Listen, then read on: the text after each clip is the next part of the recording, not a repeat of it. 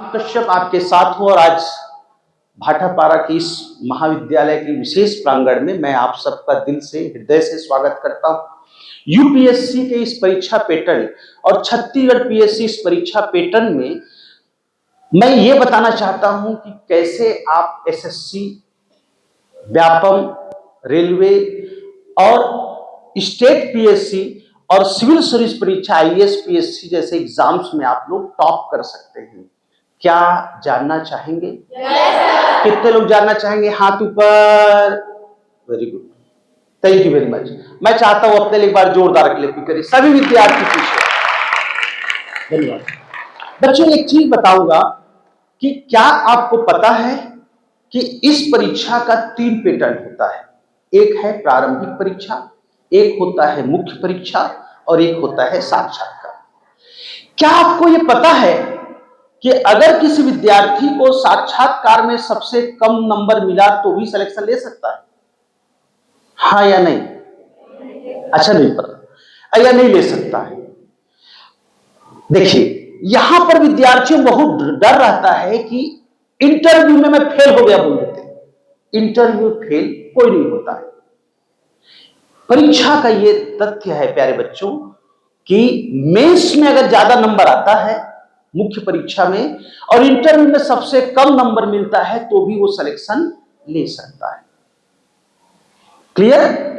तो मेंस का नंबर ही final selection देता है। इसके लिए पीएससी और उसके लिए अलग से हम इंटरव्यूज की नंबर की जरूरत नहीं। मेरा आवाज पीछे तक सुनाई दे रहा है?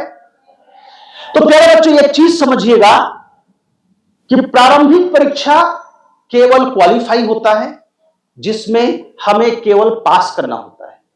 और इसके लिए कितना परसेंट लाना पड़ता है पता है? इसके लिए प्यारे बच्चों मात्र 33% लाना पड़ता है जनरल।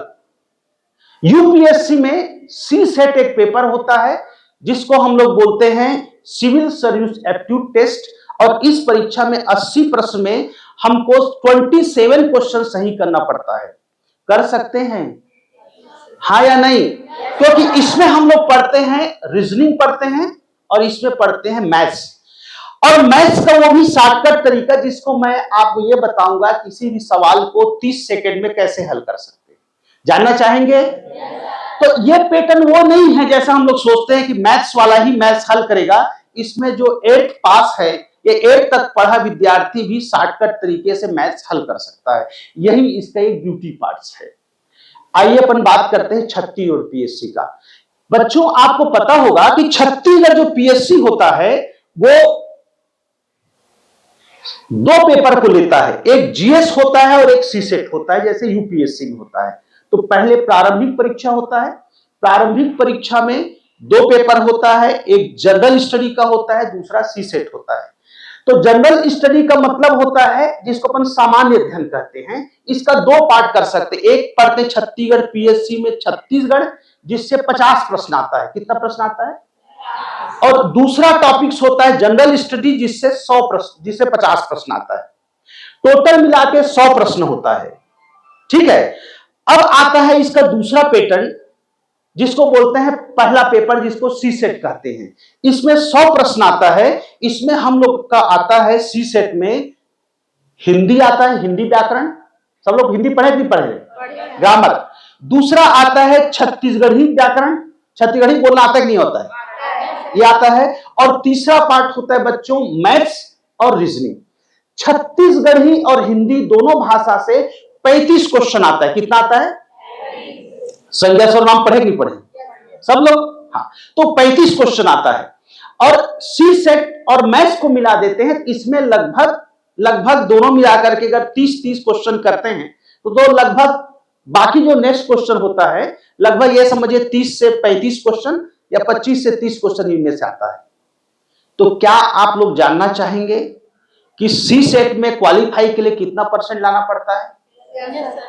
अच्छा, ये बताओ कितना परसेंट लाना पड़ता है? 70, 80, 90 सिलेक्शन के लिए? किस पता है अनुमान को विद्यार्थी? 50%। और कोई? हाँ, तो बताना चाहूंगा सी सेट में क्वालिफाई करने के लिए 33 क्वेश्चन बनाना पड़ता है। अगर आप SC ST या OBC हैं तो मात्र 23 क्वेश्चन में सिलेक्शन ले सकते हैं। कितना क्वेश्चन में?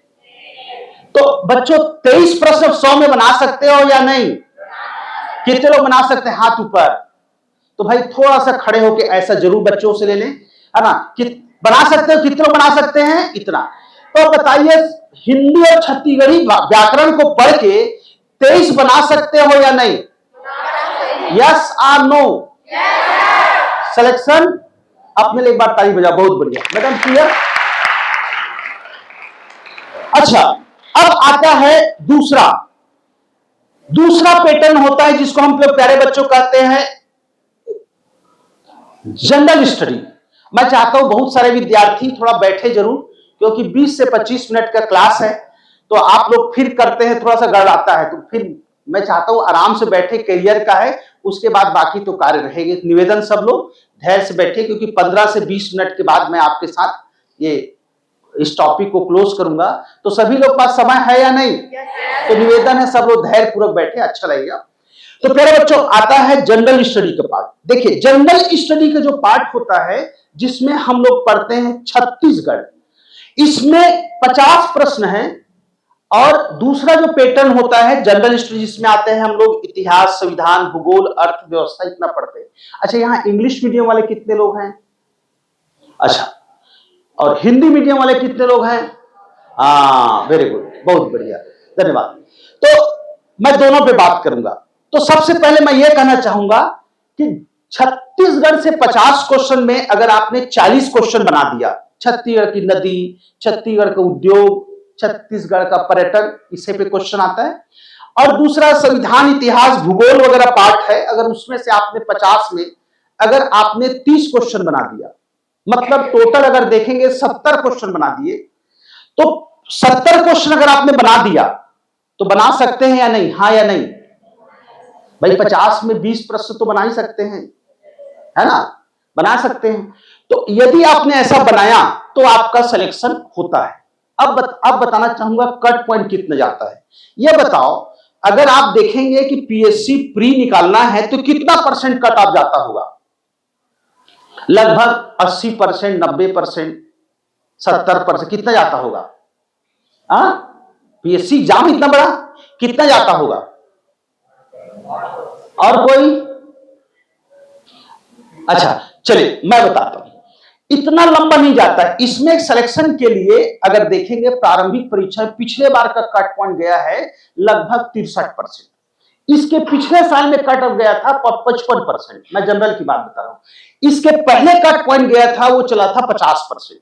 तो अगर प्रश्न पत्र कठिन आता है तो कट पॉइंट नीचे आता है, प्रश्न पत्र सरल आता है तो कट पॉइंट ऊपर जाता है, ये कोई दिक्कत नहीं।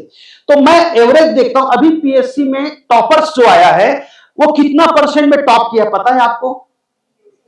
कितना टॉपर कितना परसेंट लाया? दिमाग लगाओ, 80, 90, 95। मेंस में कितना परसेंट लाया होगा? और कोई? हाँ देखिए बच्चों, अभी का जो कट पॉइंट गया है टॉपर्स ने 53 पॉइंट कुछ परसेंट लाया है। मतलब मेंस में पूरा प्रदेश से पिछले बार गया था 66% गया था। मतलब इतना बड़ा कट पॉइंट नहीं जाता है जिससे लोग डरते हैं, और यही UPSC का है। मेरा यह अनुमान कहता है यदि आपने स्टेट PSC मेंस में अगर 65% प्लस ले आते हैं तो आपका चांस बनता है सिलेक्शन का, लगभग एवरेज में। तो इतना ला सकते हैं या नहीं? यस और नो? कितने लोग ला सकते हैं? हाथ ऊपर। बढ़िया। तो मैं चाहता हूं अपने लिए ताली बजाइए, बहुत बढ़िया। देखिए, मतलब UPSC भी ऐसा नहीं है जैसा बोलते हैं। अब मैं आप बच्चों आपको यह बताना चाहूंगा कि आखिर हम परीक्षा के पैटर्न में, तैयारी में अपन क्या पढ़े कि ऐसा सिलेक्शन ले ले, जानना चाहेंगे सब लोग? अच्छा, बहुत सारे लोगों को बहुत उत्साह है कि भाई हम लोग पूरा सीख ही ले, और निश्चित रूप से आपको ये सीखना है। यदि आपके अंदर में कोई भी विद्यार्थी यदि ये डिसाइड कर दिया कि मैं सिलेक्शन लेना चाहता हूं, तो बच्चों इसके लिए आजकल बहुत सारे मार्गदर्शन हैं, बहुत सारे ज्ञान हैं, आप आराम से सिलेक्शन ले सकते हैं। तो मैं सभी विद्यार्थियों को कहना चाहूंगा कि आप लोग ध्यान समझिएगा पाठ्यक्रम में जो भी दिया रहता है वो आपका क्लास 10th लेवल का सिलेबस है। कितना लेवल का? मतलब अगर कोई विद्यार्थी, आप देखेंगे कि एनसीईआरटी पढ़ो बोलते हैं, लेकिन एनसीईआरटी मतलब आजकल हमारा छत्तीसगढ़ पीएससी का पाठ्यक्रम जो स्कूल लेवल पे आता है वो उस पाठ्यक्रम कवर करता है। मतलब हम लोग जो सोशल स्टडी पढ़ते हैं, सामाजिक ज्ञान पढ़ते हैं भाई क्लास 10th में, तो जो सामाजिक विज्ञान पढ़ते हैं, जो मैथ्स पढ़ते हैं, जो विज्ञान पढ़ते हैं, वही आपका पाठ्यक्रम है। तो सभी लोग क्लास 10 तक सोशल स्टडी, नागरिक शास्त्र जैसे विषय पढ़े या नहीं? कितने लोग पढ़े? हाथ ऊपर करो। सभी लोग ना। तो बच्चों वास्तव में पाठ्यक्रम यही है और कोई नया चीज नहीं है। मतलब आपका कॉलेज का पाठ्यक्रम जैसे बड़े सिलेबस नहीं रहता है। तो इस पाठ्यक्रम में हमको कैसे पढ़ना है यही बताना शुरू करूंगा। तो सभी लोग जानना चाहेंगे? बच्चों अब देखिए, मैं इसके लिए कुछ चीजें आपको बताऊंगा, सब लोग ध्यान से सुनिएगा। परीक्षा में सफलता प्राप्त करने के लिए कुछ कमिटमेंट जरूरी है। पहला ये, आपके पाठ्यक्रम में जो दिया गया है उसको आपको पूरा पढ़ना है, पहला। दूसरी बात, अब तक का सिलेबस में जो परीक्षा में आया है उसकी सॉल्व पेपर मिलता है, प्रारंभिक परीक्षा और मुख्य परीक्षा का। एक बार पूरा सिलेबस, प्रारंभिक परीक्षा और मुख्य परीक्षा दोनों के सिलेबस को पूरा करने के बाद अब तक का आयोग में पूछे गए प्रश्न को जिसका सॉल्व पेपर आता है उसको एक बार हल जरूर करना पड़ना है। ऐसा कर सकते हो? यस आप दो? देखिए मैं वो तरीका बता रहा हूं जो टॉपर्स को हम लोग पढ़ा के बताते हैं। मतलब पहले पूरा सिलेबस पढ़ना है प्री और मेंस का, उसके बाद जितनी प्रश्न इन टॉपिकों से आया रहता है उसको एक बार सॉल्व करना है। कभी भी आप केवल प्री मत पढ़िए और कभी भी केवल मेंस मत पढ़िए। मेंस का मतलब होता है डिटेल। जैसे मान लो आपको पूछा गया कि मौलिक अधिकार क्या है, तो मौलिक अधिकार हमारा 6 मौलिक अधिकार पता है, हाँ या नहीं? कौन कौन सा? पहला समता का अधिकार, राइट टू इक्वालिटी। दूसरा है स्वतंत्रता का अधिकार, राइट टू फ्रीडम। तीसरा है शोषण के विरुद्ध अधिकार, राइट टू अगेंस्ट एक्सप्लॉयटेशन। चौथा होता है, और बता सकते हो आप लोग, धार्मिक शुद्धता का अधिकार, right to freedom of religion, है ना। अब इसके अंतर में जितनी आर्टिकल्स होता है वो हमको पढ़ना पड़ता है। इसको अपन कहते हैं मेंस की तैयारी। मतलब आप सबको ऐसा लिखना बहुत जरूरी है।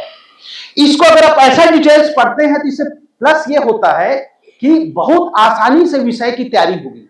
मेरे विद्यार्थी, चाहता हूं कि सब बैठे एक बार थोड़ा सा राउंड पे, हाँ ठीक, हाँ। तो मैं चाहता हूं कि सभी विद्यार्थी एक बार ध्यान सुने। तो इसको अपन बोलते हैं फ्रीडम बोलते हैं। यदि आप इसका डिटेल लिखते हैं तो इसका मेंस है। आगे समझ में? मतलब अगर आपको मौलिक अधिकार लिखने को आया तो आप पूरा लिख दिया और इसी में से ऑब्जेक्टिव टाइप का क्वेश्चन आता है। मतलब जो अपन स्कूल कॉलेज में लिखते हैं उसको डिटेल मेंस कहते हैं। मतलब प्यारे बच्चों, मेंस की तैयारी आपको साथ साथ करना है। कर सकते हो, हाँ या नहीं? साथ ही साथ आपको प्रारंभिक परीक्षा की भी तैयारी करना है। दूसरी बात यह होता है, आप लोग हमेशा याद रखना, कई बार विद्यार्थी के मन में ऐसा लगता है कि मैं इस इतना सारा विषय को कैसे याद करूं। तो मैं आपको कुछ टिप्स बताता हूं जिसको आपको जानना है, इससे विषय अच्छा होता है। मेंस में टोटल 7 प्रश्न पत्र होता है। 7 प्रश्न पत्र मतलब टोटल 1400 नंबर का पेपर होता है।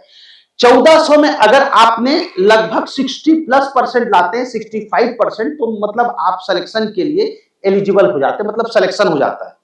अभी अभी हमारे सेंट्रल गवर्नमेंट प्रावधान, अगर यूपीएससी कोई इंटरव्यू जाता है उसको बड़ी बड़ी मल्टीनेशनल कंपनियों में अच्छा जॉब देने का भी प्रावधान सेंट्रल गवर्नमेंट ने किया है। इसलिए तैयारी को कम नहीं करना। दूसरी बात, परीक्षा में यह कभी नहीं सोचिएगा आप लोग कि ये एग्जाम मेरा सरल है, जैसे व्यापम या पुलिस या छोटा सा परीक्षा में जल्दी निकल जाऊं, ऐसा कभी मत सोचिएगा। क्योंकि कंपटीशन में हाई लेवल के बच्चे बैठते हैं और वो ज्यादा बनाते हैं, और जो विद्यार्थी हमेशा छोटी एग्जाम्स की तैयारी करता है, जल्दी से निकल जाऊं करके, वो नहीं निकल पाता है। तो मेरा यह कहना है कि आप लोग हमेशा वाइड पढ़िए, डिटेल्स पढ़िए और पूरा सिलेबस को पढ़िए। 100% सिलेक्शन होता है। तो मेरी बात जानने के बाद सबको अच्छा लगा कि बहुत अच्छा लगा? अच्छा, कितना बहुत अच्छा लगा? हाथ ऊपर करेंगे। बहुत बढ़िया। अब बच्चों मैं ये बताना चाहूंगा आपको, बहुत धन्यवाद, एक बार अपने लिए क्लैपिंग जोरदार। पेटेंट का एक दूसरा रूप में अब शुरू करता हूं। हो सकता है किसी विद्यार्थी का छोटा मोटा प्रश्न होगा पीएससी यूपीएससी को लेकर, चूंकि मैं जब प्रोग्राम्स करता हूं टीवी चैनल्स लेके, ऑल इंडिया रेडियो बहुत सारे, तो मेरे पास सीधा बातचीत होता है और आप देखेंगे तो मैं दिख भी जाऊंगा यूट्यूब में आपके साथ।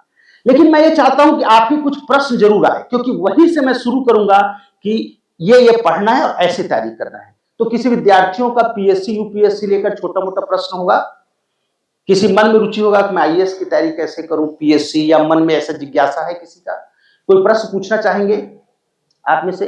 हाँ, हमारे मेन व्यक्ति है, आपसे प्रश्न जी, आप पूछ ही लीजिए। सिलेबस कवर, सिलेबस का कवर कैसे करना उसको, मतलब फर्स्ट में जैसे पढ़ाई करते हैं तो पहले क्या संविधान का ही बुक पहले पूरा पढ़ना चाहिए कि उसको टाइम वाइज बांटना चाहिए डिटेल? सर सुबुदास मानिकपुरी। जोरदार ताली बजाओ। दूसरा, और कोई विद्यार्थी, प्यारे बच्चों, और कोई विद्यार्थी का प्रश्न सिविल सर्विस को लेके? देखिए, अच्छा होना चाहिए ना मन प्रश्न आप में से? अच्छा, पूछ जरूर लीजिए, क्योंकि ये अच्छा मौका है आपके साथ, फिर मैं बात करूंगा। और कोई विद्यार्थी?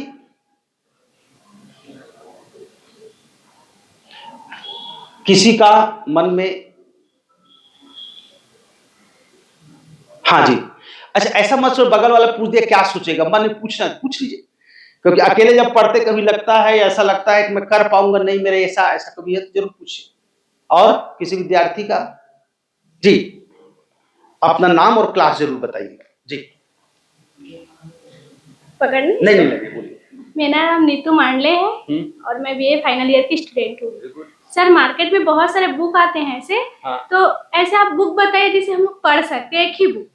जैसे अलग अलग सब्जेक्ट है तो अलग अलग बुक आएंगे, बहुत सारे आते हैं, तो ऐसा कोई एक सब्जेक्ट का बुक एक ही तो पढ़ सकते हैं क्या?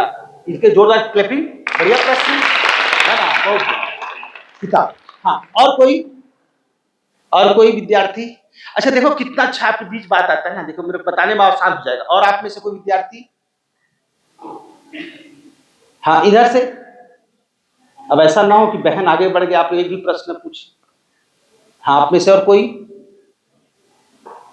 किसी के मन में कोई जिज्ञासा? पीछे इधर से। हाँ जी, और कोई इधर? अच्छा, मन में सब पूछा था क्या सोचेंगे, क्या पूछूं, सब लोग ऐसा सोचते हो क्या? छोटा सा ये बात है जो पूछ लेना चाहिए कभी, है ना? किसी का और? हाँ, कंटिन्यू। तो बच्चों चलिए मैं बताता हूं। पहला तो क्वेश्चन आपका था, एक तो विषय और दूसरा था सिलेबस की तैयारी पर।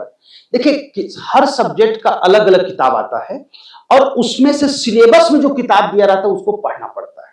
मतलब एक किताब पूरा आ जाए तो मिल तो जाता है, लेकिन हम लोग ये रिफर करते हैं कि अगर सब्जेक्ट वाइज किताब ले तो ज्यादा अच्छा रहता है ना? जैसे हिस्ट्री का किताब आता है, लेकिन इसमें सॉल्व कुछ ट्रिप्स आता है, मैं बताऊंगा आपको, तो उसको पढ़ना चाहिए। उस दूसरा एक प्लस ये होता है ऐसे पढ़ने से कि आप उस टॉपिक से आया हुआ क्वेश्चन को देखिए सिलेबस पढ़ने के बाद, तो आपको आइडिया लग जाता है ऐसा हमको पढ़ना है और ये इसका सही उत्तर है। दूसरी बात आता है, आपका क्वेश्चन था संविधान पर लेकर के, है ना? माने कैसे हम लोग उसकी तैयारी करिए, इसी कुछ क्वेश्चन था आप लोगों का, आपका था विषय, एक बार रिपीट कर दीजिएगा।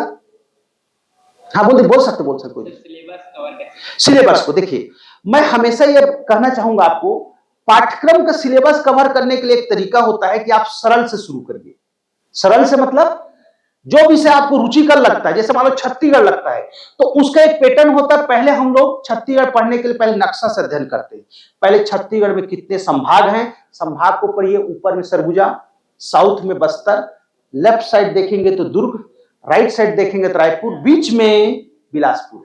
फिर किसमें कितनी डिवीजन है, नक्शा पढ़िए। डिवीजन पढ़ने के साथ साथ फिर उसका में हम लोग देखते हैं कि सीमावर्ती राज्य कौन सा है, तो बेसिक से आपको पढ़ना पड़ता है। मतलब उसका तरीका अलग अलग रहता है। जैसे अपन वहां से शुरू करेंगे तो आसानी से विषय होता है, मैंने उसको कवर कर सकते हैं, ठीक है ना? और किसी विद्यार्थी कोई क्वेश्चन? जी हाँ सर, मैं आपसे ये पूछना चाहती हूँ कि आईएएस ऑफिसर के प्रिपरेशन के लिए कोचिंग करना सही है या नहीं? क्या नाम आपका? Tikeshwari Sahu, BA first year. ताली बजना चाहिए टिकेश्वरी जी, बहुत बढ़िया क्वेश्चन। और जी सर, हमें न्यूज़पेपर को कैसे पढ़ना चाहिए कि यूपीएससी या पीएससी एग्जाम के दृष्टिकोण से पॉइंट बने उससे? बेटा जी बहुत अच्छे बच्चे हैं, जोरदार क्लैपिंग, बहुत बढ़िया। और कोई विद्यार्थी का क्वेश्चन किसी का? अरे पूछ ले लीजिए, पूछना चाहिए, मेरे ख्याल से लगता है आपके मन में है तो पूछ लीजिए। और कोई? हाँ चलिए, फिर मैं आ जाऊं विषय पे।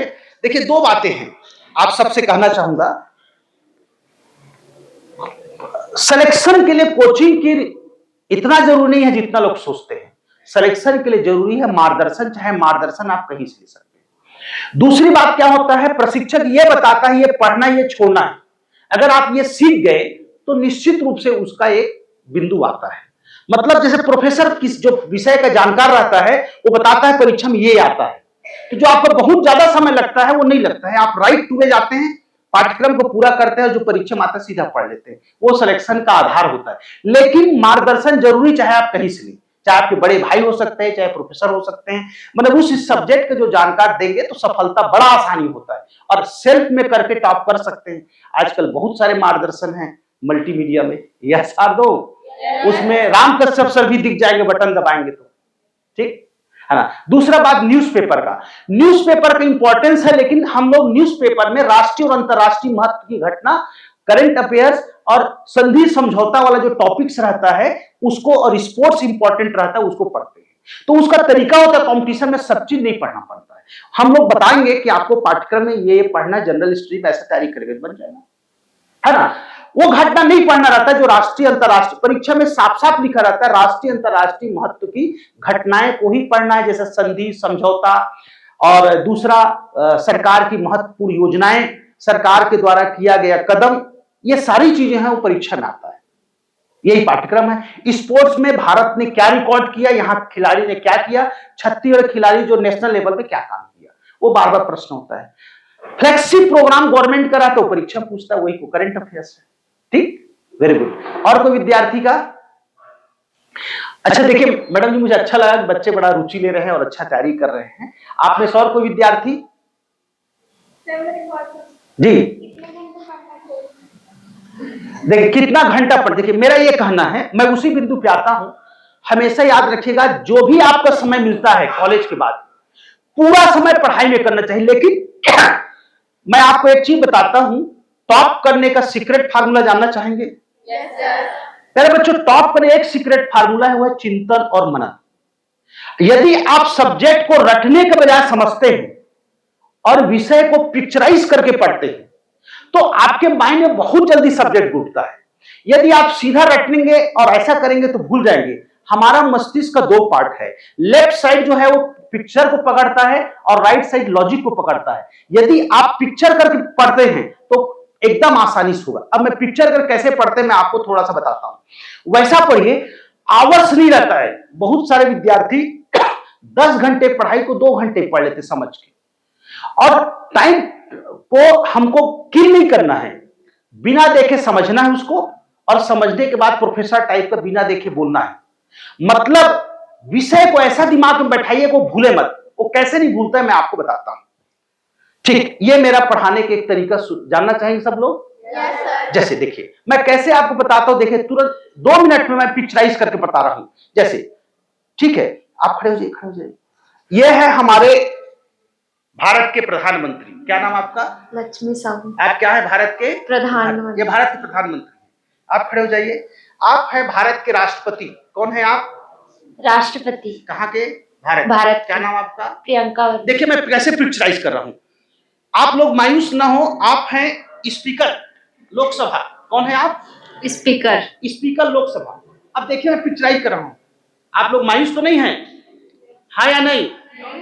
आप लोग सब कैबिनेट मंत्री हैं। कौन है आप लोग? इधर है संसद, कौन है? पीछे वाले भी संसद।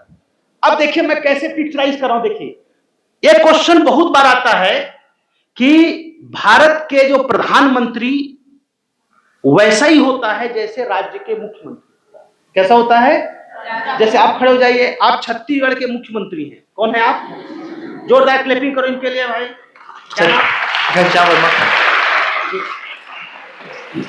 आप गवर्नर हैं, खड़ो जी, खड़ो, गवर्नर, खड़ो जी जल्दी से। आप गवर्नर, कौन है आप? गवर्नर है ना। और आप लोग हैं विधानसभा सदस्य, कौन है आप लोग? अब यहाँ देखिए कैसे हम लोग इसको कैसे माइंड बैठाते, समझिएगा। जैसा देश में लोकसभा होता है, क्या होता है जैसे, वैसा ही राज्य में विधानसभा होता है। जैसे प्रधानमंत्री संसद का नेता होता है, वैसे ही राज्य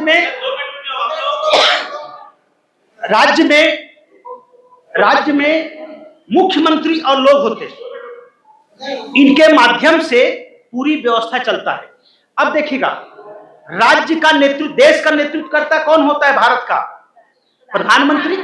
और उनको शपथ कौन दिलाता है? राष्ट्रपति दिलाता है।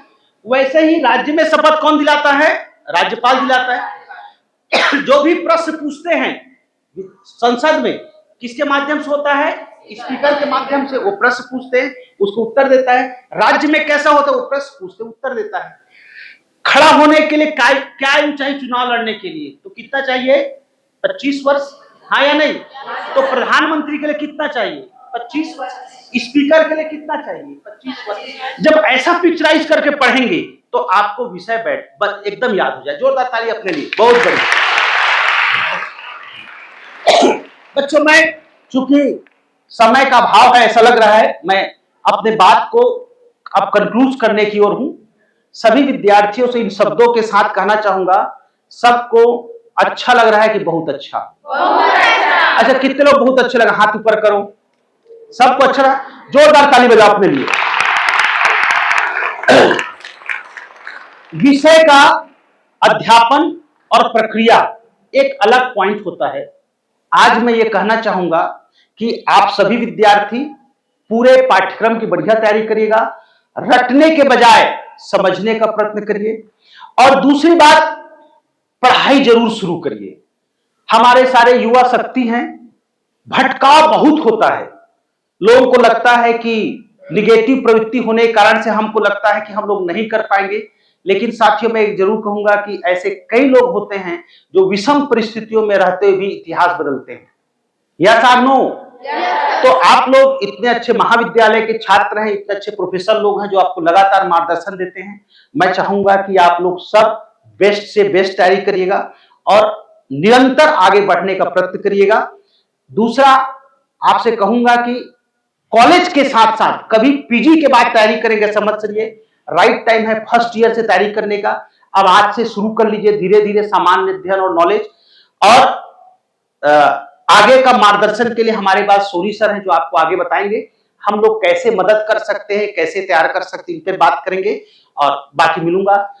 सारे प्रोफेसर को सादर अभिवादन और धन्यवाद देते हुए और प्रिंसिपल धन्यवाद देते हुए आपके बेहतर और उज्जवल भविष्य की कामना करते हुए मैं रामकृष्ण अपनी वाणी विराम देता हूं। इन शब्दों के साथ, जंग जीतेंगे, इतिहास बदलेंगे और एक नई भारत के निर्माण में अपनी महती भूमिका निभाएंगे। Thank you very much. Thank